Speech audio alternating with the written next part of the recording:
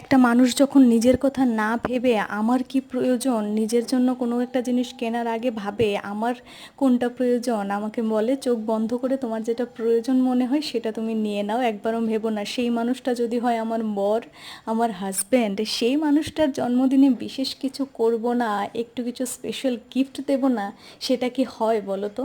যেহেতু আমার হাজব্যান্ড সেটা অত্যাধিক প্রয়োজন, তাই নয় কি? আর দিলে ওর যত ভালো লাগবে তার চাইতেও আমার দ্বিগুণ ভালো লাগবে ওর ভালো লাগা দেখে। তো ওর জন্মদিনের ব্লগটা তো সবাই তোমরা দেখেছো, কী সারপ্রাইজ দিয়েছিলাম। আর না দেখলে নিচের লিঙ্কে ক্লিক করে দেখে নিতে পারো। আর ওর জন্মদিনে এই ফিল্ড উইথ বিন ব্যাগটা আমি ওকে গিফট করলাম, যেন আরামসে বসে অফিস থেকে এসে কাজ নিয়ে এটার মধ্যেই বসে রেস্ট করতে পারে।